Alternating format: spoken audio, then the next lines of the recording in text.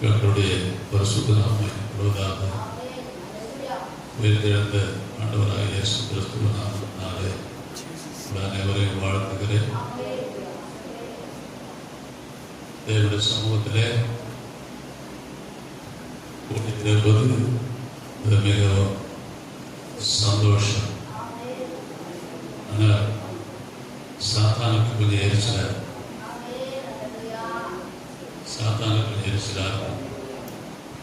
ஆண்டுடைய பிள்ளைகள் ஒருமித்து வாசம் செய்வது நமக்கு நல்லதும் ஏற்றதுமாயிருக்கிறது.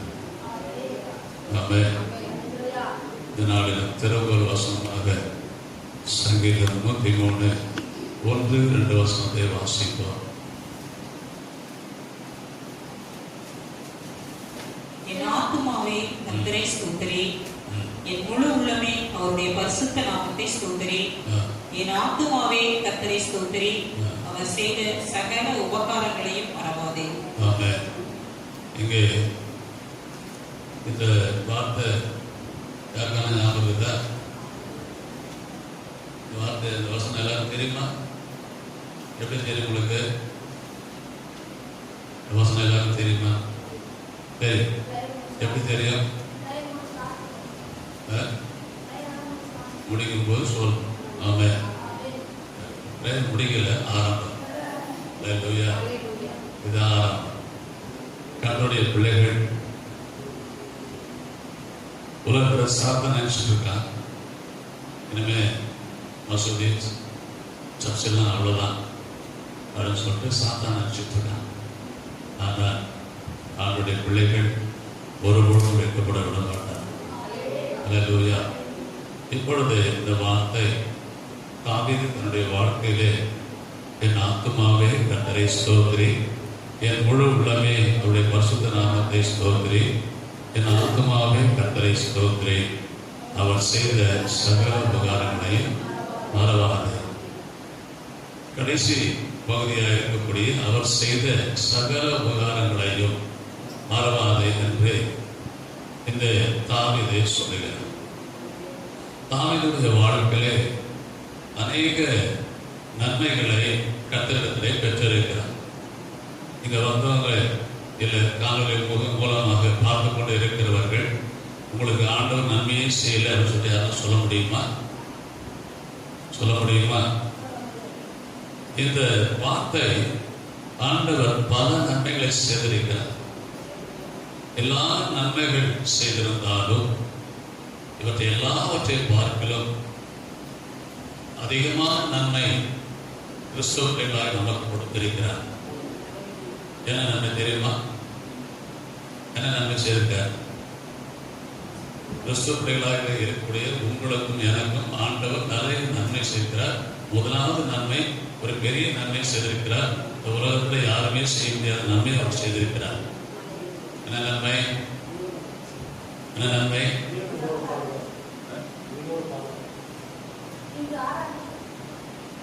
ரட்சிப்பின் ரட்சிப்பு. ரட்சிப்பின் உலகத்தில் யாரும் கொடுக்க முடியாது. உனக்கு எனக்கு அந்த ரட்சிப்பு கொடுத்திருக்கிறார். இந்த ரட்சிப்பு என்பது உலகத்தில் யாரும் கொடுக்க முடியாது, எந்த மனுஷனும் கொடுக்க முடியாது, எந்த இடத்துல கொடுக்க முடியாது. ரட்சிப்பு கொடுக்கிறதுக்கு ஒரே ஒருவர் இயேசு கிறிஸ்து மட்டும்தான். இந்த நன்மை ஆண்டவர் நமக்கு செய்திருப்பதனாலே அந்த நன்மை இந்த உலகத்தில் மட்டுமே, இந்த உலகத்திலே நம்மை வைத்து ஆசீர்வதிக்கக்கூடிய காரியம் மட்டுமல்ல, மறுமையிலும் நமக்கு நன்மை செய்து வச்சிருக்கிறார். மறுமையிலே நாம் பிரவேசிப்பதற்கும் ஆண்டவர் நன்மை செய்து வச்சிருக்கிறார். கொரோனா நோய் வந்து எத்தனை பேர் சாக போறாங்க, எத்தனை பேர் அழிய போறாங்க, இன்னும் அழிஞ்சுக்கிட்டு இருக்காங்க, இன்னும் எவ்வளோ அழிய போறான்னு தெரியாது. இது ஏன் வந்ததுன்னு தெரியாது. உலகத்துக்கு ஏதோ கொரோனா வந்து சீனாக்காரன் பண்ணா அதெல்லாம் வந்துடுது அப்படின்னு நினைச்சிட்டு இருக்காங்க. சீனாக்காரன் பண்ண சீனாக்காரன் ஒரு அம்பு, சீனாக்காரன் ஒரு அம்பு எழுதி யாரும் கேட்ட ஆண்டவர். அல்லேலூயா. தேசத்திற்கு ஆண்டுடைய கோபாக்னி வந்ததுனாலே ஆண்டவர் என்ன செய்கிறார்? உலகத்தை அழிக்க வேண்டும் என்று சொல்லி ஆண்டவருடைய ஒரு கோபாக்னி தேசத்தின் மேலே வந்திருக்கிறது. அந்த கோபாக்னி ஏன் வந்தது, அந்த கோபாக்னி எதற்காக வந்தது என்று பார்க்கக்கூடிய நேரத்தில் முதலாவது கோபாக்கினை கிறிஸ்துவ பிள்ளைகளாக இருக்கக்கூடிய நம்முடைய வாழ்க்கையில அல்லது ஊழியர்களாக இருக்கக்கூடிய ஊழியர்களுடைய வாழ்க்கையில அடைய வேண்டிய பரிசுத்தம் இன்னும் அடையவில்லை. இரண்டாவது, ஆண்டவருடைய பிள்ளைகளாக இருக்கக்கூடிய கிறிஸ்துவ பிள்ளைகள் செய்யக்கூடிய அக்கிரமங்கள் மிகுதியாக இருக்கிறது. அக்கிரமங்கள் மிகுதியாக இருக்கிறது, அநியாயங்கள் மிகுதியாக இருக்கிறது. அக்கிரமங்கள் மிகுதியினாலே இங்கே ஆண்டவருடைய கோபாக்கினை வந்திருக்கிறது. தேசத்திலே அக்கிரமம் மிகுதியாக கூடிய நேரத்திலே ஆண்டவருடைய கோபாக்கினை தேசத்தின் வரும். இது சாதாரண காரியம் அல்ல. ஆண்டவருடைய பிள்ளைகளாக இருக்கக்கூடிய நம்முடைய வாழ்க்கையிலே நாம் உணர வேண்டிய காரியம் என்னவென்று சொன்னால், ஆண்டவருடைய கோபாக்கினைக்கு நாம் ஆளாகக்கூடாது. ஆண்டவருடைய கோபாக்கினைக்கு ஆளாகாமல் ஆண்டவரை பற்றி கொண்டு பரிசுத்தம் அடைய வேண்டும் என்று சொல்லி ஆண்டவர் விரும்புகிறார். அந்த பரிசுத்தத்தை நீங்கள் அடையும்படியாக தான் இந்த கொரோனா நோயை கொடுத்து ஒரு எச்சரிக்கை சத்தத்தை நமக்கு கொடுத்திருக்கிறார். அது மாத்திரமல்ல, நம்ம நினைச்சிட்டு இருக்கோம் கவர்மெண்ட் 144 போட்டாங்க, வெளியில போக முடியல, வேலைக்கு போக முடியல, சம்பாதிக்க முடியல அப்படின்னு சொல்லி நம்ம நினைச்சிட்டு இருக்கோம். அதை காட்ட ஒரு மேன்மையை ஆண்டவருக்கு கொடுக்க வேண்டும் என்று சொல்லி இந்த காரியத்தை ஆண்டவர் கொடுத்திருக்கிறார். அந்த தேவ பிள்ளைகளே, நீ பரிசுத்தம் அடைய வேண்டும் என்று சொல்லிதான் இங்க 144 போட்டிருக்க. இவ்வளவு நாள் வேலைக்கு ஓடினோம், எங்கெங்கயோ ஓடின சம்பாதிச்சு இது பண்ணோம். ஆனால் கடைசி ஒரு கொஞ்ச காலம், கொஞ்ச நேரம் உங்களுக்கு கொடுத்திருக்கிறார், கொஞ்ச நிமிஷம் கொடுத்திருக்கிறார். இந்த நாளிலே நீ ஆயத்தம் ஆவாயான கர்த்தருடைய வருகைக்கு நீ ஆயத்தமாக முடியும். இல்லையே சொன்னால் கைவிடப்படக்கூடிய சூழ்நிலை உண்டால் கிறிஸ்துவர்களாய் இருந்து கிறிஸ்துவ பிள்ளைகளாய் இருந்து நம்முடைய வாழ்க்கையிலே பரிசுத்தம் அடையாமல் இருப்போமானால் அதுக்கு தேவனுடைய கோபாக்கினைக்கு ஆளாவோம் என்பதை மறந்து விடாதீர்கள். யாராக இருக்கட்டும், ஊழியக்காராக இருக்கட்டும், விசுவாசியாக இருக்கட்டும், ரட்சிக்கப்பட்ட ஊழியம் செய்யக்கூடிய யாராக இருக்கட்டும், யாராக இருந்தாலும் இந்த வார்த்தை கர்த்தர் உங்களோட பேசிக் கொண்டிருக்கிறார். நீ பரிசுத்தம் அடைய வேண்டும் என்று சொல்லிதான் இந்த நாளிலே, இந்த நாட்களிலே ஆண்டவர் நமக்கு இந்த 144 கொடுத்திருக்கிற. கவர்மெண்ட் போட்டதில்லை, தேவன் போட்ட சட்டம். தேவனுடைய பிள்ளைகள் காப்பாற்றப்பட வேண்டும் என்பதற்காக ஆண்டவர் போட்ட திட்டம், ஆண்டவர் போட்ட காரியம். இதற்காக நீங்கள் அவேர்னஸ் இருக்க வேண்டும், ஜாக்கிரதை இருக்க வேண்டும். வீட்டில் சாப்பிடுறது தூங்குறது, சாப்பிடுறது தூங்குறது இந்த வேலை செய்துட்டு இருக்காரு. இது உனக்காக கொடுக்கப்பட்ட நேரம், கடைசி நேரம். ஆண்டவருடைய வருகை சமீபமாக இருக்கிறது. மத்திய சுவிசேஷம் பாருங்க 24 பாருங்க, 3ஆம் வசனம் வாசிங்க. அவர் ஒலிவமலையின் மேல் உட்கார்ந்திருக்கையில் சீசர்கள் அவரிடத்தில் தனித்து வந்து, இவைகள் எப்பொழுது சம்பவிக்கும்? உம்முடைய வருகைக்கும் உலகத்தின் முடிவுக்கும் அடையாளம் என்ன எங்களுக்கு சொல்ல வேண்டும் என்றார்கள். இந்த காரியம் தான் நடக்குது. இயேசு கிறிஸ்துவினுடைய வருகைக்கு அடையாளம் என்ன? இந்த அடையாளம் என்னன்னு சொல்லி கீழே சொல்றார், நிறைய சொல்றார், காரியங்கள் சொல்றார். அப்படி சொல்லக்கூடிய நேரத்துல அங்கே பார்க்கக்கூடிய நேரத்தை 7ஆம் வசனம் சொல்றாரு, ஜனத்துக்கு விரோதமாய் ஜனமும், ராஜ்யத்துக்கு விரோதமாய் ராஜ்யமும் எழும்பும், பஞ்சங்களும் கொள்ளை நோய்களும் பூமி அதிர்ச்சிகளும் பல இடங்களில் உண்டாகும். இவைகள் எல்லாம் வேதனைகளுக்கு ஆரம்பம். எதுக்கு ஆரம்பம்? ஆரம்பமாய் போச்சு, வேதனை ஆரம்பமாய் போச்சு. யாருக்கு வேதனை? உலகத்துக்கு இல்லை, உனக்கும் எனக்கும் தான் வேதனைக்கு ஆரம்பம். அல்லேலூயா. உனக்கும் எனக்கும் வேதனைக்கு ஆரம்பம் ஆகியிருக்கிறது.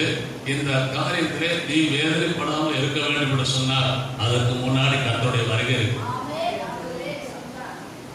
அந்த வருகைக்கு நீ ஆயத்தமாக வேண்டும் என்று சொல்லிதான் ஆண்டவர் இந்த நாளிலே உனக்கு இந்த நாளை கொடுத்திருக்கிறார்.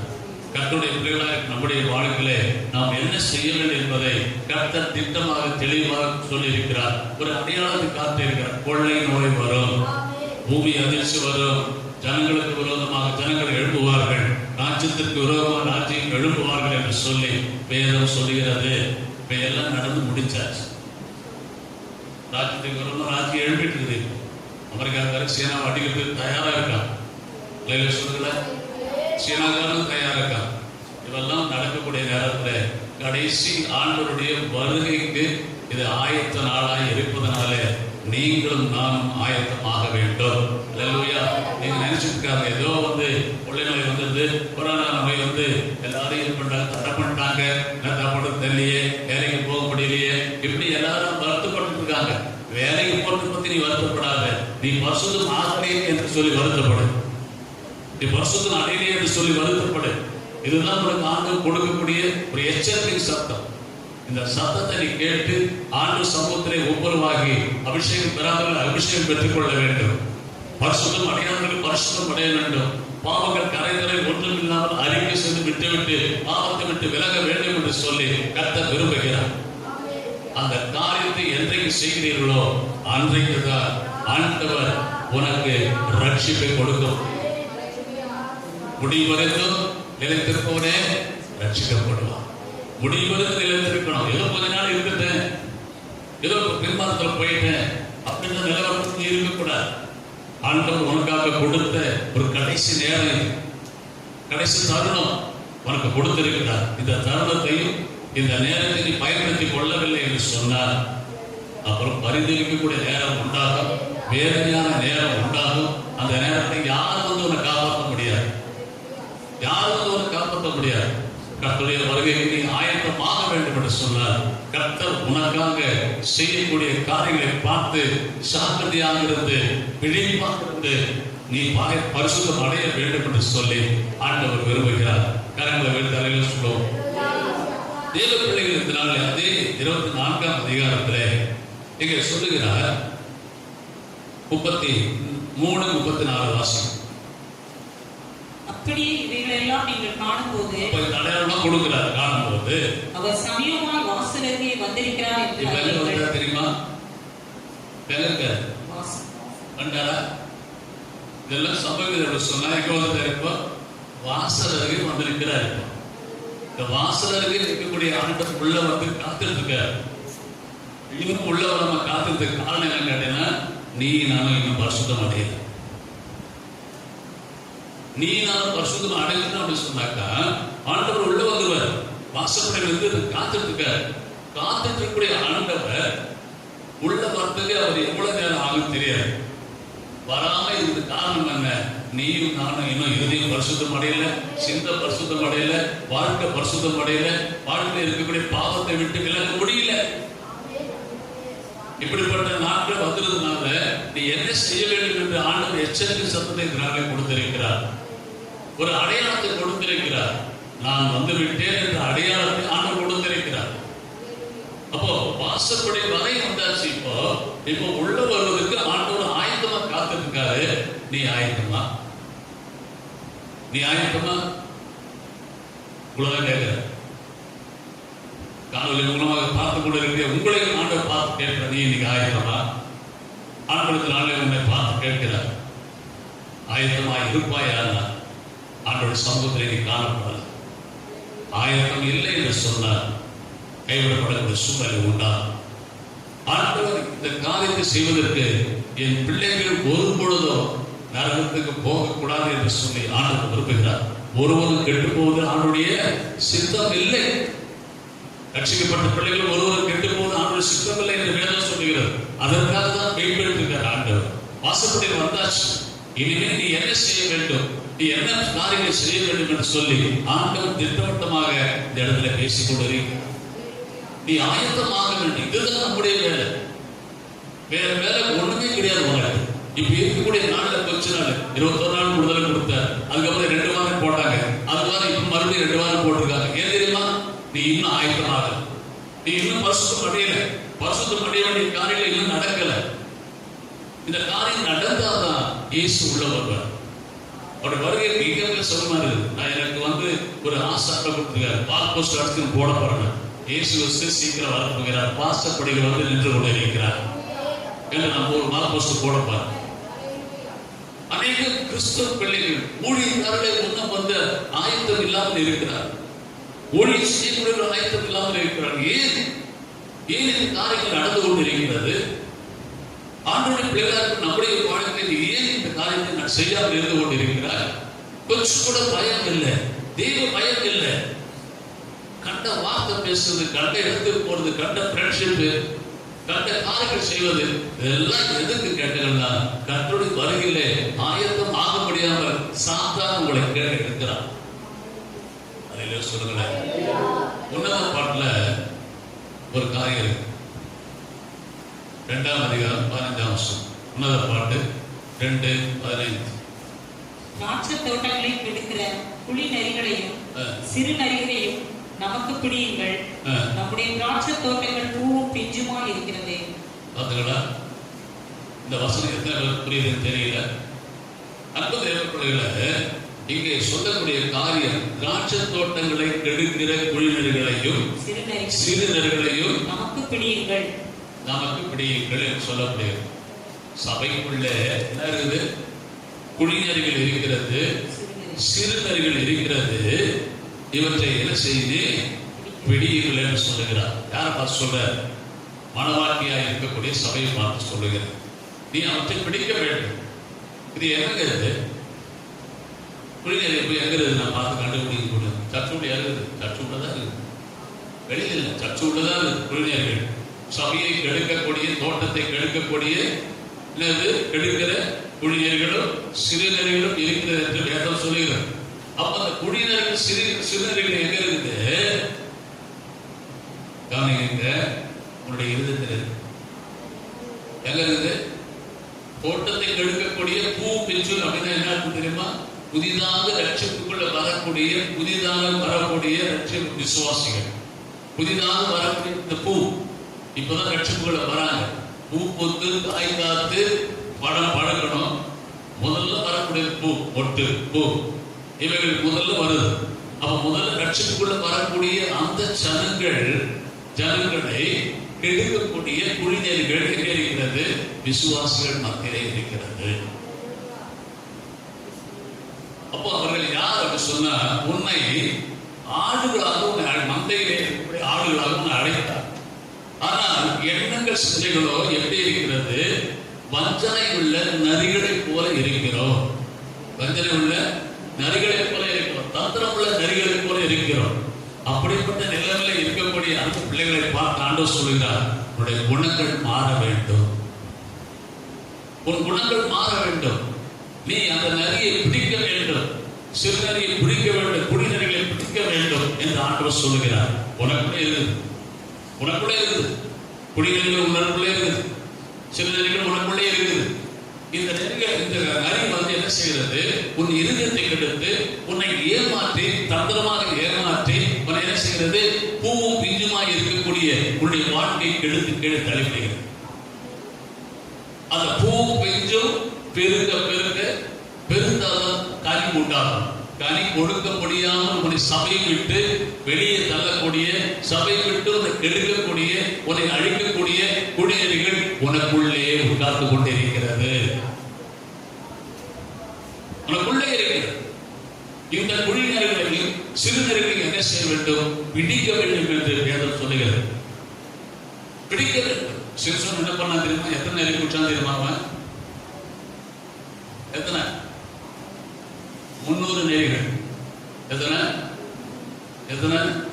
300 நெறிகளை பிடிச்சான் சிம்சன். ஜோடியோடய கட்டினா 150 ஜோடி ஆகிட்டாங்க. அப்போ 300 விதமான எண்ணங்கள், சிந்தனைகள் உனக்குள்ள ஓடுது. அப்ப எல்லாவற்றையும் பிடிச்சி அவன் கட்டி அவன் வான்களிலே அக்னி பந்தங்களை கட்டி அனுப்பினான். உலகம் முழுவதையும் அழிச்சார், வெள்ளாமை அழிச்சார். சொல்லாமா ஏன்னு சொன்னார். அப்படிப்பட்ட 300 குணாதிசயங்களை உடைய நீங்களும் நானும் உள்ளத்துல என்னென்ன நெறிகள் இருக்கிறது பிடித்து அதை கட்டி என்ன பண்ணணும்? அனுப்பணும். சிம்சன் கிருஷ்ணன் நீங்களை நாம் பிடிக்க முடியுமா? எவ்வளவு குடிநெறிகள் இருக்கிறது, எவ்வளவு நெறிகள் இருக்கிறது சொன்னால், நம்ம நெறிகள் என்று சொல்லக்கூடிய நேரத்தில் நெறிகள் என்ன செய்யும்? ஊழையிடும். என்ன குணம்? ஊழையிட கூட குணம். அது குணம் என்ன? ஊழையிடும். அந்த ஊழையிடக்கூடிய அந்த குணம் அந்த நெறிகள் இருக்கிறது. அநேக குடும்பங்களில் சத்தம் அதிகமாக வரும், சில குடும்பங்களில் சத்தமே வராது, சில குடும்பங்களில் சத்தம் வரும். ஊழையிடும். ஊழையிடக்கூடிய நரி. குடும்பத்தில் சட்டம் வந்ததுன்னா அந்த வீட்டில் என்ன இருக்குது? நரி இருக்குதுன்னு அர்த்தம். சத்தம் வருது, குடும்பத்தில் சத்தம் வருது, குடும்பத்தில் வேலை வந்து சண்டைகள் வருது அப்படின்னு சொன்னா என்ன அர்த்தம்? என்ன அர்த்தம்? வீட்டுக்குள்ள நரி இருக்குது. ஆமே, ஒண்ணு அம்மா மூலம் வரும், பிள்ளைகள் மூலமா வரும், யாருக்குள்ளே நரி இருக்குது.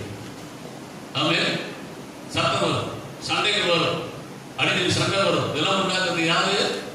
நரி. அந்த ஓடை இடுகிற சத்தப்படுகிற நரியை போல உன் வாழ்க்கையிலே சத்தப்படக்கூடிய ஒரு தன்மை உனக்குள்ளே இருக்குமானால் அந்த காரியத்தை இதுக்கு அறிக்கை செய்யும். இருக்குதா? யோசனை பண்ணுங்க. சபையில கெடுக்கக்கூடிய குடிநீர்கள் இருக்குது. ஒருத்தருக்கு சண்டை, ஒருத்தருக்கு சண்டை போடுவாங்க, சத்தம் கூட சண்டை போடுவாங்க. ஆண்டோடைய பிள்ளைங்க சபைக்குள்ள சண்டை, வீட்டுக்குள்ள சண்டை, வேலை ஸ்தலத்துல சண்டை, இதெல்லாம் இருக்கு. ஏன் வருது?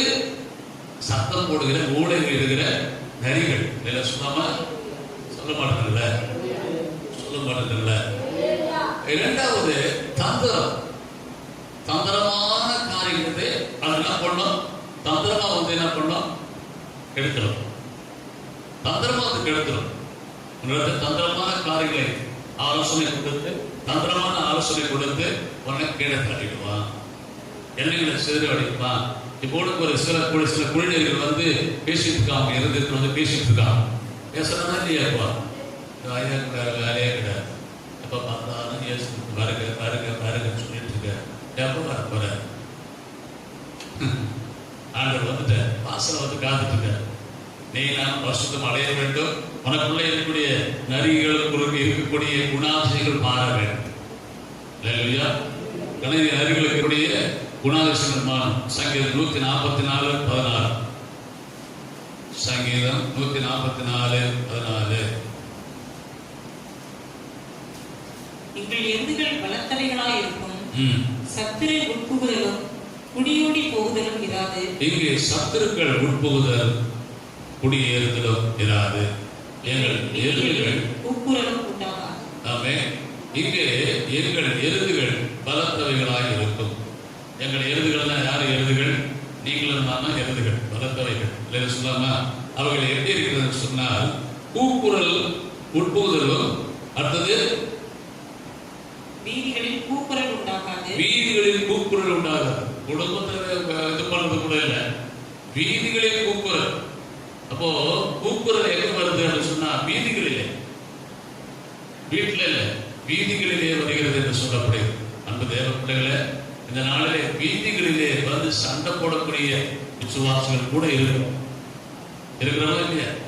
வீதியில வந்து சண்டை போறது, கொடாடியில வந்து சண்டை போறது, தண்ணிக்கு வந்து சண்டை போறது, எல்லாத்துக்கும் சண்டை போடுவாங்க. இப்படிப்பட்ட வீதிகளிலே வந்து கூக்குரல் இடக்கூடிய குடிநெறிகள் உனக்குள்ளே இருக்குமானால் அவற்றை எடுத்து வெளியிலே போக வேண்டும், போட வேண்டும். சொல்லாம சத்துரு உள்புகுவதில்லை. சத்துரு யாரு? குடிநெறி, குடிநெறி அல்லது நரி. ஆமே, இவை எல்லாம் எங்க வருது? உனக்குள்ளே வந்து இப்படிப்பட்ட சத்தத்தை உண்டாக்கக்கூடிய காரியங்கள் உண்டாகிறது. வீதிகளில் கூக்குரல் உண்டாகக்கூடிய ஒரு நிலவரத்தில் நம்மை தள்ளிவிடும். அப்படிப்பட்ட கூக்குரல் இடக்கூடிய குடிநெறிகள் உனக்குள்ளே இருக்குமானால் கர்த்தர் உனக்கு விடுதலை தருவாராக. சொல்லாம இங்கே ஒரு இடத்துல லூக்கா சுவிசேஷம் 13:33 இயேசு பேசுகிறார். 13:33 இயேசு பேசுறார் பாருங்க. இன்றைக்கும் நாளைக்கும், இன்றைக்கு நாளைக்கும், மறுநாளைக்கும் நான் நடமாட வேண்டும். எருசலேமுக்கு புறமே ஒரு தீர்க்கதரிசியும் மடிந்து போவதில்லை என்று நான் சொன்னதாக நீங்கள் போய் அந்த நதிக்கு சொல்லுங்கள். யாரு நதி தெரியுமா? ஏரோ. அந்த நரி யாரு? நரி யாரு? யாரு? ஏரோ. அந்த நரியை பற்றி சொல்லுங்கள். தந்திரமானவன். அங்க மேலே வாசிக்கும் நேரத்தில் 31ஆம் வசனத்தை வாசிக்கும். அந்த நாளிலே சில பரிசேயர் அவரிடத்தில் வந்து, நீ இவ்விடத்தை விட்டு போய்விடும், ஏரோது உம்மை கொலை செய்ய மனதாய் இருக்கிறான் என்றார்கள். அதற்கு அவர், நான் இன்றைக்கும் நாளைக்கும் பிசாசுகளை துரத்தி வியாதி உள்ளவர்களை சுத்தமாக்கி 3ஆம் நாளில் நிறைவடைவேன். இன்றைக்கும் நாளைக்கும் மறுநாளைக்கும் நான் நடமாட வேண்டும். எருசலேமுக்கு புறமே ஒரு தீர்க்கதரிசியும் மடிந்து போகிறதில்லை என்று நான் சொன்னதாக நீங்கள் போய் அந்த நரிகளுக்கு சொல்லுங்கள். இப்ப பாருங்க, இன்றைக்கும் நாளைக்கும் மறுநாளைக்கும் நான் நடமாட வேண்டும். வேண்டும். எருசலேமுக்கு புறம்பே ஒரு தீர்க்கதரிசிகளும் மடிந்து போவது. அப்போ இந்த இடத்துல 3 நாள் ஊழியம் எனக்கு இருக்கிறது. நல்லா கவனிங்க, ஊழியம் செய்யக்கூடிய பிள்ளைகளை 3 நாள் ஊழியம் எனக்கு இருக்கிறது இந்த இடத்துல. ஆனால் குடிநீர் என்ன சொல்லுது, நரி என்ன சொல்லுது, தந்திரமா நரி என்ன சொல்லுது, இந்த இடத்தை விட்டு போயிடு. அவன் அவனை கொலை செய்ய அவன் எத்தனைக்கிறான், அவன் கொலை செய்ய வந்து பிரயாசப்படுகிறான், அவன் கொலை செய்வதற்கு அவன் வந்து உன்னை தேடிட்டு இருக்கான் அப்படின்னு சொல்றாங்க. இந்த இடத்துல தீர்க்கதரிசி ஒருவன் கொலை செய்ய முடியாது என்று சொல்லி இயேசு கிறிஸ்து அங்கே அந்த குடிநெறிக்கு எதிர்த்து நிற்கிறார். குடிநெறிகள் ஊழியம் செய்ய முடியாமல் உன்னை தடை செய்யும், வேதம் வாசிக்க முடியாமல் தடை செய்யும், ஜெபிக்க முடியாமல் தடை செய்யும். இதெல்லாம் குடிநெறிகள் வேற. உன் ஊழியத்தை கெடுக்கும், உன் விசுவாசத்தை கெடுக்கும், உன்னுடைய நல்ல ஒரு அன்பை கெடுக்கும். இதெல்லாம் கெடுக்கக்கூடிய அந்த நரி என்ன பண்ணுது, உன்னை கெடுக்க வேண்டும், உன் ஊழியத்தை கெடுக்க வேண்டும், உன்னை கீழே தள்ள வேண்டும் என்று சொல்லி அந்த நரியானது என்ன பண்ணுது, பிரயாசப்படுகிறது. அப்படி இருக்கக்கூடிய நரியை போல தந்திரமுடைய அந்த ஏறு என்ன செய்யறாம, அவனுடைய எண்ணம் என்ன, கொலை செய்யணும். என்ன செய்யணும், கொலை செய்யணும். அதுதான் அவனுடைய திட்டம். அந்த நரியினுடைய எண்ணம் என்ன, கொலை செய்ய வேண்டிய கொலை வெறி உள்ள அந்த நரியினுடைய எண்ணத்தை நீ எடுத்து போட வேண்டும். அல்லேலூயா, அல்லேலூயா. ஏறுவது என்று பார்க்கக்கூடிய நேரத்தில் அநேக காரியங்கள் சபைக்குள்ளோ உனக்குள்ளோ அப்போ எனக்குள்ளோ வேலை ஸ்தலத்திலோ எங்கே இருக்கிறாயோ அந்த இடத்துல உன்னை கீழே தள்ளும்படியாக, உன்னை அழிக்கும்படியாக அந்த தேவனுடைய ஆவி அங்கே வந்து உனக்குள்ளே கிரியை செய்து கொண்டிருக்கிறது. சொல்லுவாங்க, சில பேர் சொல்லுவாங்க, யாருக்காவது பணம் அதிகமாக கிடைச்சுன்னா நரி மூன்று புஷ்ணம், எப்படி பணம் அதிகமாக கிடைச்சிருச்சுன்னா ஆசீர்வாதம் அதிகமாக கிடைச்சு நரி மூன்று புஷ்ணம் போகுது அப்படின்னு அப்படியே. அப்படின்னா என்ன அர்த்தம், தந்திரமா ஏமாற்றி அந்த பணம் வாங்கிட்டீங்க சொல்லுங்களேன். அப்புறம் ஏமாற்றி வாங்கக்கூடிய அந்த பணம் எப்படி வந்து தெரியாது, யாருக்கும் தெரியாது, ஆனா பணம் வந்துடும். அல்லேலூயா. காலையில் எழுந்து யாரும் முதல் குளிக்கணும் அப்படிதான் சொல்றாங்க. நிறைய விஷயம் அவங்க பாருங்க, இன்னைக்கு போனா எல்லாம் வந்து நிறைய பணம் சந்தோஷமா நிறைய முடிச்சான், வேலை கிடைச்சது நிறைய முடிச்சுட்டு போயிட்டாங்க, வேலை கிடைச்சோம் நிறைய முடிச்சான் அப்படின்னா. அல்லேலூயா. அது நெறினா என்ன குணம் இருக்குது, கெடுக்கக்கூடிய குணம் இருக்குது. இல்லைன்னு சொன்னாங்க, நெருங்குகிற பூச்சா என்ன ஆகும், கெடுக்கக்கூடிய. இப்ப ஏறுவது என்று சொன்னால் வீரம் என்று அர்த்தம். ஏறுவது என்று சொன்னால் துணிகரமான காரியங்களை செய்யக்கூடியவன் என்று அர்த்தம். இல்லைன்னு சொன்னாங்க. அப்போ அவனுக்கு என்ன வந்தது, கோபத்தினாலே அந்த ஏறுவது என்ன செய்கிறார், அந்த இயேசுவை கொலை செய்யும்படியாக பிரயாசப்படுகிறார். அல்லேலூயா. அப்போ அந்த கொலை எண்ணங்கள் சிந்தனைகளை உருவாக்குவது நரியினுடைய குணாதிசயம். அந்த எண்ணம் உனக்குள்ள இருக்குமான அந்த எண்ணத்தை இன்றோடு தூக்கி போட்டுருங்க, பிடிச்சிட்டு அந்த எண்ணத்தை பிடி. ஆமே. முதலாவது என்ன, முதலாவது என்ன வருஷம் என்ன எண்ணம், ஊழல் எடுக்கிற ஊழல் எடுக்கிற என்ன முடிக்கிறீங்க. முதலாவது வருஷம் சத்தம் அடிக்கிறது, ஊழல் சத்தம் போடுது, அது இருந்தா அது பிடிச்சுங்க, உனக்குள்ள இருக்குன்னா அதை பிடிச்சி வச்சுங்க. ரெண்டாவது என்ன பிடிக்கணும், என்ன வேணும், கொலை செய்யக்கூடிய ஒரு வெறி, கொலை செய்யக்கூடிய வெறி, துணிகரம் என்று சொல்லலாம். துணிகரமான பாவம் செய்கிறவர்கள் கொலை செய்யக்கூடியவர்கள். சொல்லாமா, எதை கொலை செய்யறாங்க, ஆத்மாவை கொலை செய்கிறார்கள். அல்லேலூயா. இப்படி நம்முடைய வாழ்க்கையில விஷயத்துல சில காரியங்கள் நம்ம எல்லாம் எடுத்து கூட இது பண்ணும், கோபப்படும், எடுத்தோட கோபம், எடுத்தோடனே இப்படிப்பட்ட கோபம் நமக்கு வரும், டக்குனு கோபம் வரும் சில பேர். அந்த கோபம் நமக்கு வரக்கூடாது. ஆமே. அந்த கோபம் பழக்கம் உண்டது, கோபம் குடியை கெடுக்கணுவாங்க. ஆமே. கோபம் இருந்தால் குடியை கெடுக்கிறோம். ஆமே சொல்லாமா, கோபம் இருக்கக்கூடாது. அந்த கோபத்தை உண்டாக்குறது யாரு, அந்த நரி குணம். ஆமே. அந்த நரி குணம். அல்லேலூயா. இப்படி துணிந்து பாவம் செய்யக்கூடிய ஒரு எண்ணங்கள் சிந்தனைகளை உருவாக்குது எது சொன்னா நரியின் குணம் சொன்ன ஆண்டவர் அந்த நல் விஷயத்தில் நீ வைராகம் பாராட்டு, நல் விஷயத்தில் வைராகம் பாராட்ட வேண்டும் என்று சொல்லுகிறான் கலாத்தியர். நல் விஷயத்துல நீ என்ன செய்யணும்? வைராகம் பாராட்டணும். ஆனா சில பேர் என்ன பண்ணுவாங்க, தீய சிந்தைகளிலே வைராகம் பாராட்டுவார், தீய எண்ணங்களிலே வைராகம் பாராட்டுவார்கள். அந்த வைராகம் நமக்குள்ளே இருக்கக்கூடாது. சொல்லாம 1 சாமுவேல் 13:12 சொல்லுகிறார். அங்க ஒரு காரியம் செய்யறாரு. 1 சாமுவேல் 13:12.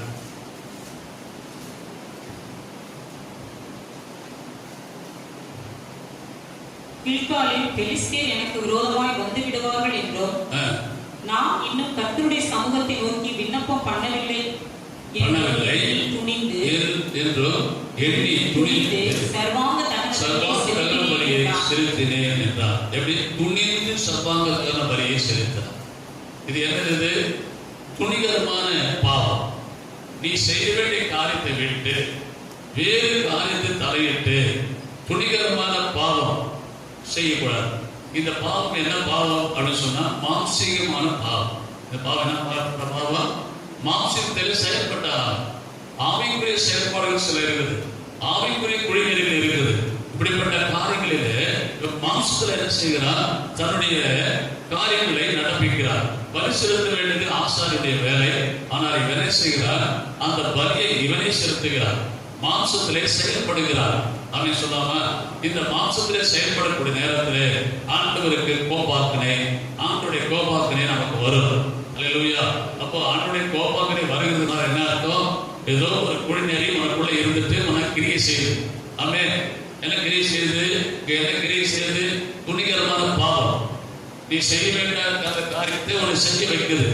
அது குடிநெறிய வேலை, தந்திரமான வேலை. அப்படின்னு சொல்லாம அல்லேலூயா. எங்கே வசனத்தை மீண்டும் வாசிப்போம். பில்காலில் பெலிஸ்தேர் எனக்கு விரோதமாய் வந்து விடுவார்கள் என்றும் நான் இன்னும் கர்த்தருடைய சமூகத்தை நோக்கி விண்ணப்பம் பண்ணவில்லை என்றும் எண்ணி துணிந்து சர்வாங்க தகன பலியை செலுத்தினேன் என்றார். அப்போ இவன் மாம்சத்துல என்ன செய்கிறார்? பலி செலுத்துகிறார். அல்லேலூயா. மாம்சத்துல பலி செலுத்துகிறார். இப்படி செலுத்தக்கூடிய காரியங்களிலே பார்க்கக்கூடிய நேரத்திலே இது மாம்சத்துல இருக்கக்கூடிய எண்ணங்கள், சிந்தனைகள். அல்லேலூயா. துணிஞ்சு செய்யக்கூடாது, அவசரப்பட்டு செய்யக்கூடாது. அவசரமா செய்திருவோம் சில காரியங்கள். இதெல்லாம் எதனுடைய காரியம்? நரியினுடைய காரியம். அல்லேலூயா. சொன்னாங்க இந்த காரியத்தை என்ன செய்யணும்? நம்ம விலகி போட வேண்டும். அவசரப்பட்டு அந்த காரியத்தை செய்திடக்கூடாது. எந்த காரியத்தையும் கர்த்தருடைய காரியத்தை அவசரப்பட்டு செய்யக்கூடாது. அந்த காரியத்தை என்ன பண்ண? ஜாக்கிரதையா இருக்க வேண்டும். நியாயாதிபதிகள் 5:18. நியாயாதிபதிகள் 5:18. சிபிலோரும் நப்தலியும் போர்க்களத்து முனையிலே தங்கள் உயிரை எண்ணாமல் மரணத்துக்கு துணிந்து நின்றார்கள். என்ன பண்ணாங்க? இது என்ன வைராகியம்? இது ஆவிக்குரிய வைராகியம். சொல்லாம மரணத்தை பார்க்காமல் எங்கே சிபிலோரும் நப்தலியும் போர்க்களத்து முன்னணியிலே தங்கள் உயிரையும் எண்ணாமல் மரணத்துக்கு துணிந்து நின்றார்கள். அல்லேலூயா. சொல்லாம இங்க துணிந்துதான் நிற்கிறான். என்ன சொன்னா இங்கே தேசத்தை காப்பாற்றும்படியாக துணிந்து நிற்கிறார்கள். இது ஆவிக்குரிய காரியம். அல்லேலூயா. சொல்லாம இது ஆவிக்குரிய காரியம். செபிலோனும் நப்தலியும் என்ன செய்கிறார்கள்? ஆவிக்குரிய காரியத்திலே இவர்கள் உயிரை பணம் வைத்து அங்கே தேசத்தை காப்பாற்ற வேண்டும் என்று சொல்லி அங்கே துணிந்து நிற்கிறார்கள். இது ஆவிக்குரிய துணிச்சலாக நிற்கக்கூடிய காரியம். சொல்லாம ஆவிக்குரிய துணிச்சலாக நிற்கக்கூடிய காரியம். ஆவிக்குரிய காரியத்தை பார்க்கக்கூடிய நேரத்தில் அங்க துணிச்சலாக நிற்கக்கூடிய காரியத்தை பார்க்கக்கூடிய நேரத்தில் அங்க எப்படி நிற்கிறார்கள் பார்க்கக்கூடிய நேரத்தில் துணிந்த நப்தலியும் செபிலோனும் போர்க்களத்து முனையிலே தங்கள் உயிரை எண்ணாமல் அங்கே மரணத்துக்கு துணிந்து நின்றார்கள். அல்லேலூயா. மரணத்துக்கு துணிந்து நிற்கிறார்கள். மரணமே ஏற்பட்டாலும் தேசத்திற்காக ஜீவனை கொடுப்பேன் என்று அவர்கள் எதிர்த்து நின்றார்கள். இது ஆவிக்குரிய காரியம், ஆவிக்குரிய துணிந்து செய்யக்கூடிய காரியம். ஆவிக்குரிய காரியத்தை துணிந்து செய்ய வேண்டும். அப்படின்னு சொல்லாமா மாம்சத்துல துணிந்து செய்யக்கூடாது. ஆமென். மாம்சத்துல துணிந்து செய்யக்கூடாது. எனவே தேவ பிள்ளைகள் நம்முடைய வாழ்க்கையிலே எந்தெந்த காரியத்தை துணிந்து செய்ய வேண்டுமோ அந்த காரியத்தை மட்டும் துணிந்து செய்ய வேண்டும். அது மாத்திரமல்ல, கீழே பார்க்கக்கூடிய நேரத்திலே அநேக காரியங்கள் இருக்கிறது. மத்தேயுல பாருங்க 2:2-3. மத்தேயு 2 அங்க ஒரு ஏறல் இருக்கப்பா. யூதருக்கு ராஜாவாக பிறந்திருக்கிறவர் எங்கே? கிழக்கிலே அவருடைய நட்சத்திரத்தை கண்டு அவரை பணிந்து கொள்ள வந்தோம் என்றார்கள். ஏரோது ராஜா அதை கேட்டபொழுது அவனும் அவனோட கூட எருசலேம் நகரத்தார் அனைவரும் கலங்கினார்கள். பார்த்தீங்களா? இது கலக்கம் உண்டாக்கக்கூடிய ஒரு ஆவி, கலக்கத்தை உண்டாக்கக்கூடிய ஒரு ஆவி. எதை கேட்டாலும் கலக்கம், எதை கேட்டாலும் பயம். இப்படிப்பட்ட ஆவி உனக்குள்ளே இருக்குமானால் உனக்குள்ளே அந்த பயத்தை உண்டாக்கக்கூடிய நரியின் சுபாவம் இருக்கிறது. சொல்லாம பயத்தை உண்டாக்கக்கூடிய நரியின் சுபாவம் உனக்குள்ளே இருக்கிறது. இந்த காரியத்திலே மனதிலே நாம் கொள்ள வேண்டும். ஏறுவது கலக்கினான். என்ன பண்ணா? கலக்கினான். கலக்கிறது காரணம் என்ன? அவனை இது பண்ணாங்களா, திட்டினாங்களா? ஏன்னா அடுத்த ராஜா எல்லாம் வந்துட்டாங்க, ஒரு இடத்துல வந்திருக்காங்களா, தேசத்தை யாராவது சண்டை போட வந்திருக்காங்களா? ஒண்ணு இல்லை. ஆனாலும் கலங்கினான். நம்முடைய வாழ்க்கையிலும் சில நேரத்தில் கலக்கம் உண்டாகும். காரணமே இல்லாம கலக்கம் உண்டாகும். காரணமே இல்லாம வேதனைப்படுவாங்க. காரணமே இல்லாம வேதனைப்பட்டு சஞ்சலப்பட்டு இருதயத்தில் அப்படியே மன உளைச்சல் உண்டாகும். அப்படி காரியங்கள் நமக்குள்ளே சில காரியங்கள் வருவாங்க. அது என்னன்னு கேட்டா அது நரியினுடைய தந்திரமான ஆலோசனை. ஒரு பயம், உடனே ஒரு பயம். பயம் மட்டுமல்ல, அவனுக்குள்ள ஏறதுக்குள்ள அடுத்த வாசிக்கிற வாசி. அவன் பிரதான ஆசாரியர் ஜனத்தின் வேதபாரகர் எல்லோரையும் கூடிவர செய்து கிறிஸ்துவானவர் எங்கே பிறப்பார் என்று அவர்களிடத்தில் விசாரித்தான். அதற்கு அவர்கள் யூதேயாவில் உள்ள பெத்லகேமிலே பிறப்பார்.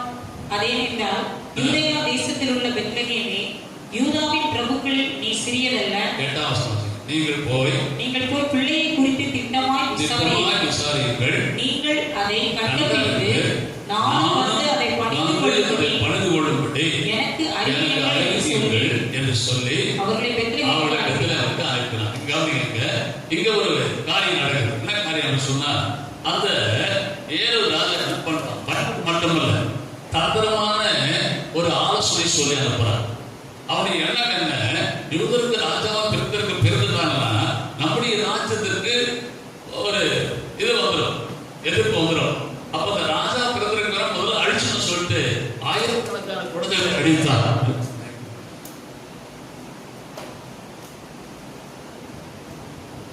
ஆயிரக்கணக்கான ஆத்மா அந்த குழந்தைகளை கொலை செய்தார்கள். ஆயிரக்கணக்கான ஆத்மாக்கள் என்ன செய்தாங்க?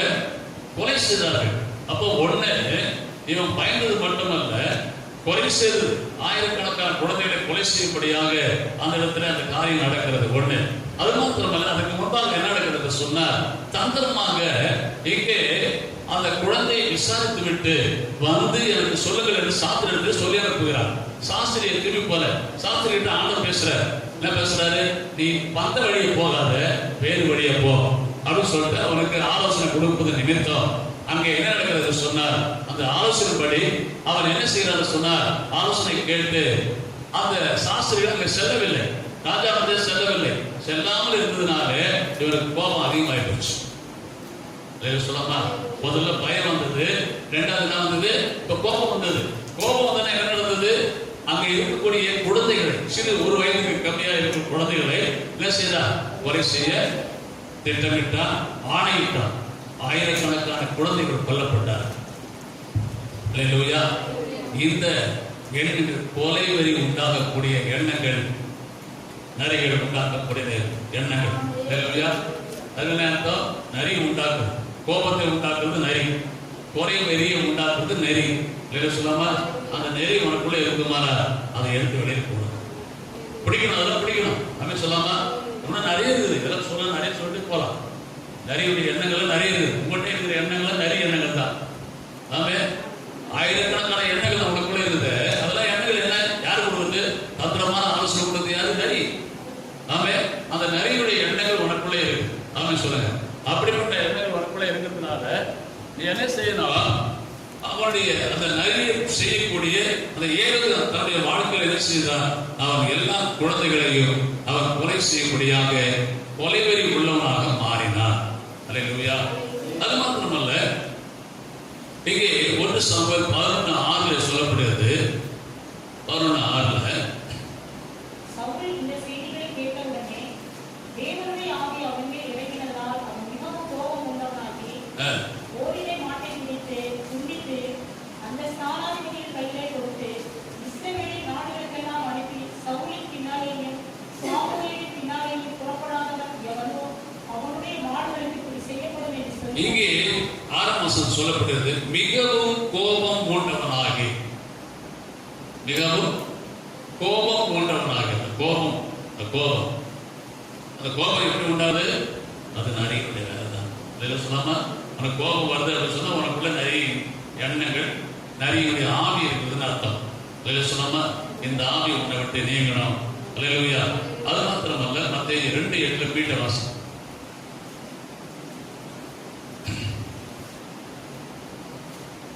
அவன் என்ன சொல்லி பிள்ளையை குறித்து திட்டமாய் விசாரியுங்கள். நீங்கள் அதை கண்ட பின்பு நானும் வந்து அதை பணிந்து கொள்ளும்படி எனக்கு அறிவீர்கள் என்று சொல்லி. இது தந்திரமான ஆலோசனை. இது எப்படிப்பட்ட ஆலோசனை? நானும் பணிந்து கொண்ட ராஜாவை நீங்க என்ன பண்ணுங்க, எங்கிட்ட சொல்லுங்க. ஆனா இது என்ன கொலை செய்யணும். இவனுக்கு விரோதமாக எழுப்பின ராஜாவை கொலை செய்யணும். இப்ப எழுந்திருக்கிற குழந்தையாக இருக்கிற குழந்தை இயேசுவை கொலை செய்ய வேண்டும் என்று சொல்லி அவன் என்ன செய்தான்? அவன் உள்ளத்திலே நரியுடைய தந்திரமான ஆலோசனை அவனுக்குள்ளே உண்டானது. சொல்லாம யோபுல ஒரு இடத்துல சொல்றாரு 6:24. யோபு 6:24. யோபு 6:24. உபதேசம் பண்ணுங்கள், நான் மௌனமாய் இருப்பேன். நான் எதிலே தவறினேனோ அதை எனக்கு தெரியப்படுத்துங்கள். இங்கே சொல்லக்கூடிய காரியத்தை பார்க்கக்கூடிய நேரத்தில் எனக்கு உபதேசம் பண்ணுங்கள், நான் மௌனமாக இருந்தேன், நான் எதிலே தவறினேனோ அதை எனக்கு தெரிவிங்கள். இதுதான் நல்ல ஆவி.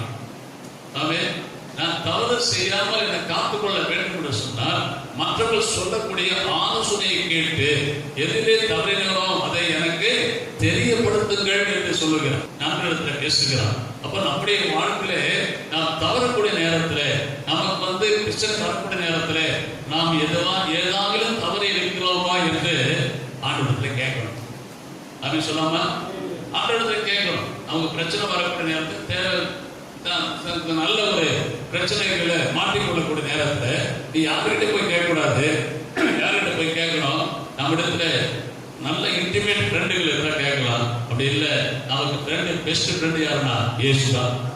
இயேசு தான் கேட்கணும். மனுஷங்கிட்ட கேட்டா என்ன பண்ணுவான்? தூர ஆலோசனை கொடுப்பான், நிறைய தந்திரமுள்ள ஆலோசனை கொடுப்பான். அப்படிப்பட்ட ஆலோசனை நம்ம கேட்கக்கூடாது. நம்ம கேட்க வேண்டிய ஆலோசனை யாருக்கிட்ட? இயேசுவிடத்துல கேட்க வேண்டும். அப்போஸ்தலர் 12:1. இங்க கொலை வருகிறது. எல்லா தீர்க்கதரிசி கொலை பண்றான். அப்போஸ்தலர் 12:1.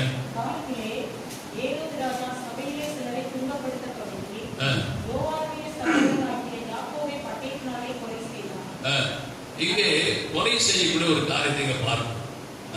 அக்காலத்துல ஏரோது என்ன பண்ணா? சபையில சிலரை துன்பப்படுத்தி தொடங்கினான். யோவானுடைய சகோதரனாகிய யாக்கோபை பட்டயத்தாலே கொலை செய்தார். அல்லேலூயா. யாரை கொலை செய்தான்? யோவானுடைய சகோதரனாகிய யாக்கோபு. அந்த யாக்கோபு யார் தெரியுமா? ஆண்டவர் மிகவும் விரும்பி தன்னோடு சேர்த்து கொள்ளக்கூடிய ஒரு சிஷ்யன்.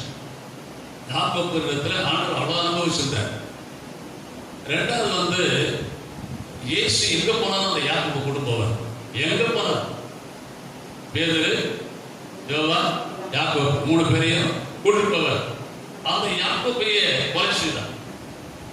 அல்லேலூயா. அப்போ அப்படின்னா என்ன அர்த்தம்? யார் சபையில யார் ஒரு நேர்மையா இருக்கிறார்களோ அவளை வளர விடாம அவளை கொலை செய்யக்கூடிய கொலபாதகமான எண்ணங்கள் நமக்குள்ளே உண்டாகும். அவன் யாரு? அந்த யோவான் யாரு? அப்போஸ்தலர் யோவான் அவ்வளவு ஒரு இதுவா இருந்தான். சொல்லாம அந்த வசனம் வாசிக்கணும்.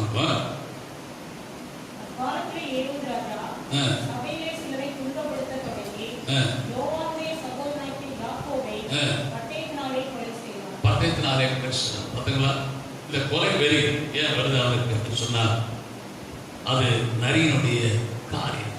சொல்லாமா இந்த 7வது தன்னுடைய வாழ்க்கையில கோபம் பண்ணு, 2வது பயம், 3வது கொலை. இதெல்லாம் நரியினுடைய தந்திரமான எண்ணங்கள், நரியினுடைய சுபாவங்கள். அந்த சுபாவம் நமக்குள்ளே இருக்குதுன்னா மற்றவங்களை கொலை செய்யக்கூடிய காரியம் நமக்குள்ளே இருக்குதா? மற்றவங்களை கொலை செய்யறோமா? நம்ம என்ன கொலை செய்யறோம்? கத்தியத்துக்கு குத்தத்துக்கு கொலை இல்லை. சில பேர் சொல்லாலே கொள்ளுவாங்க, சொல்லாலேயே கொள்ளுவாங்க. ஒரு வார்த்தை சொல்லுவாங்க, அவ்வளவுதான். திருக்குறள் உணரும் தீயினால் சுட்டப்படும் உள்ளாரும் மாறாத நாவினால் சுட்டவடுன்னு சொல்லிட்டு வார்த்தை சொல்லிடுவான். இந்த வார்த்தை சொல்லிட்டு என்ன பண்ணுவாங்க? ஆமா, அவளை கொலை செய்யலாம். கத்தியத்து குத்தியாவோட பரவாயில்ல, அந்த அளவு மறந்துடும். ஆனா இந்த சொல்லுறது பாருங்க, ஈட்டி போல இறுதித்துல போய் பாயிருக்கு. அந்த ஈட்டி போல பாயக்கூடிய அந்த பாவமான வார்த்தைகளோ அல்லது மரணத்துக்கு எதுவான வார்த்தைகளோ நாம் பேசக்கூடாது. சொல்லாம அப்போ இங்கே அந்த யாக்கோப்பு யாரு கேட்டா மாடர்ன் ரோல் உள்ளவர். யாரு யாக்கோப்பு? அந்த சிஷ்யர்கள் எல்லாரையும் காட்டியும் மாடர்ன் ரோல் உள்ளவர். அவரை பார்த்து எல்லாரும் பயப்படுவாங்க. ஏன்னா இயேசுவோட இருக்கக்கூடியவர். அவங்கள்ட்ட எல்லாம் பேசுறதுக்கு பயப்படுவாங்க. அப்படின்னு சொல்லாம அவங்கள்ட்ட பேசுறதுக்கு பயப்படுவாங்க. அப்படிப்பட்ட ஒரு நல்ல ஒரு சிஷ்யனா இருந்தார். அவனை கொண்டு விடுறதுக்கு காரணம் என்னவென்று சொன்னார். ஏன் கொன்றான் அவன் அப்படின்னு சொல்லக்கூடிய நேரத்தில் பல காரியங்கள் இருக்கிறது. அது மாத்திரமல்ல, அதே 12 21 22 பாருங்க, ஏன் கொண்டா இருப்பார்.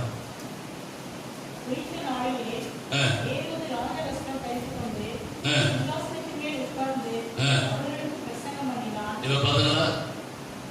நிறைய உணர்வு காரியம் கேட்டீங்கன்னா பிரசங்கம் பண்ணக்கூடிய ஒரு தந்திரம், பிரசங்கம் பண்ணக்கூடிய ஒரு வார்த்தை, சரளமா பேசுவான், அழகா பேசுவான். பிரசங்கம் பண்ணக்கூடிய பின்னாடி சொல்றாங்க.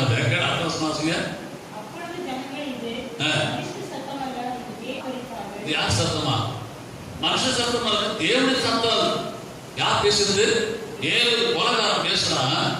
அவருடைய வார்த்தை பேசக்கூடிய நேரத்துல அங்கே இது மனுஷ சத்தம் அல்ல, யாருடைய சத்தம்? இது தேவனுடைய சத்தம் என்று சொல்லக்கூடிய அளவுக்கு பேசுறான். அப்போ உன்னையும் அவன் என்ன பண்ணுவான்? அந்த அளவுக்கு பேச வைப்பான். ஞானமா பேசுற மாதிரி பேச வைப்பான், அழகா பேசுற மாதிரி பேச வைப்பான். ஆனாலும் இதெல்லாம் யாருடைய காரியம்? இது நரியினுடைய காரியம். யாருடைய காரியம்? நரியுடைய காரியம்.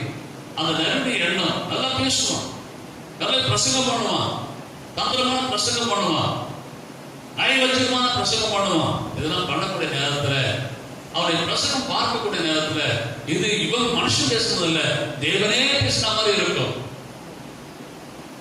அந்த ஆவி நமக்கு இருந்தா அதையே எடுக்கக்கூடாது. இல்ல சொல்லாம சொல்ல மாட்டேங்கள. 23 வாசிங்க. அவன் தேவனுக்கு மகிமையை செலுத்தாதபடியினால் உடனே கர்த்தருடைய தூதன் அவனை அடித்தான். அவன் முழுக்குழுத்தி இறந்தான். இது பாத்தீங்களா? இது ஒரு ஆவி. என்ன கேட்டீங்கன்னா, நமக்கு பெருமை வரும், மேன்மை வரும். மேன்மை வரக்கூடிய நேரத்துல தேவனை மகிமைப்படுத்த மாட்டார். தேவனை திரும்புங்க அப்படின்னு சொல்ல மாட்டாங்க. நான் பத்தியம் பிரசங்கம் பண்ண பத்தியம் எப்படி இருந்தது பிரசங்கம்? எல்லாம் இருந்ததா? என் பிரசங்கம் எப்படி இருந்தது? எல்லாம் இருந்ததா? இந்த தேவனுடைய நாமத்தை மகிமைப்படுத்தாம யாரை மகிமைப்படுத்துற? தன்னை மகிமைப்படுத்திக் கொள்வது, தன்னை மீட்கப்படுத்துவது, தன்னை புகழ்ந்து கொள்வது, தற்புகழ்ச்சி, இதெல்லாம் வரும். இதெல்லாம் வந்ததுன்னா யாருடைய ஆவி? இது நரியினுடைய ஆவி. இது இருந்ததுன்னா எடுத்து போடுங்க.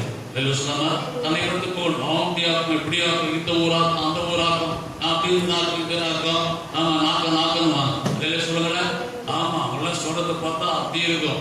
அந்த காலத்துல அப்படி இருந்த, இந்த காலத்துல இருந்த, அந்த காலத்துல ஒரே ஆள் 10 பேர் அடிப்பாங்க. ஆமா, இதெல்லாம் இருக்கும். தற்புகழ்ச்சி இது இருந்ததுனால தேவன நாமத்தை மகிமைப்படுத்தாமல் போறதுனால என்ன நடந்தது? அவங்களுக்கு தேவ தூதன் அடிச்சான். அல்லேலூயா. நம்ம மேன்மை பாராட்டணும். நம்ம யாரும் மேன்மை பாராட்டணும்? இயேசு மட்டும் தான் மேன்மை பாராட்டணும். கர்த்தர் நம்முடைய ஆசீர்வதிப்பாராக. கண்களை போடுவோம், செபிப்போம். இந்த ஆவிகளாக இருந்ததுன்னா எடுத்து போடுங்க. கர்த்தர் நம்முடைய ஆசீர்வதிப்பாராக. இன்னும் நிறைய இருந்து ஆவிகள் அதெல்லாம் பேசணும் அப்படின்னு சொன்னா லேட் ஆகிடும். 3/4 மணி நேரம்